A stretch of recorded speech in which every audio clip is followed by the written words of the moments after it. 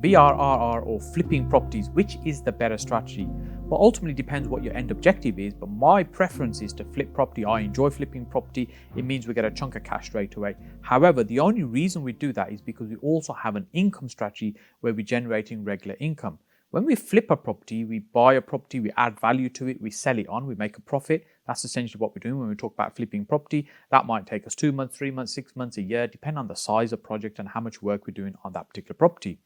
When it comes to the income side, we tend to have HMOs or service accommodation generators income.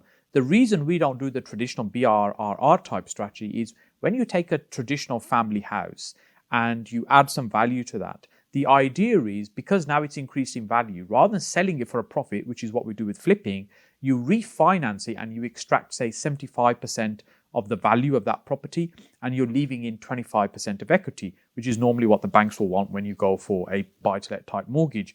The money that you extract out should be enough to cover what your initial purchase price was, any renovation that you've done on the property and any costs associated with that. That's the ideal outcome. And ultimately what that will mean is that you now end up with that house for free or very little of your money tied up in it. But the other part of that is when that property is let out to a family, because the amount of debt has increased, i.e. it's got a 75% mortgage on it, actually you're not making very much profit each month. So at the end of the year, once you've accounted for any management, maintenance, voids on that property, the BRRR strategy is not making you very much money each month or at the end of the year. However, over time, 10, 15, 20, 30 years, that property will probably have increased significantly in value. But what we want is a payday today or this year as opposed to a big payday at the end. But the ideal way for us is to have a balance of both. So we do that by flipping property and we have high income properties such as HMOs and service accommodation, but not your traditional BRRR.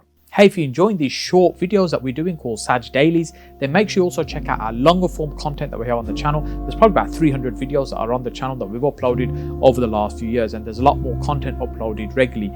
And if you're enjoying it, then make sure you click on that like button. Also subscribe to the channel, but more importantly, leave me a comment. Let me know what it is about these videos you're particularly enjoying and particularly liking. And once you've done that, make sure you click on this video and I'll see you over here next.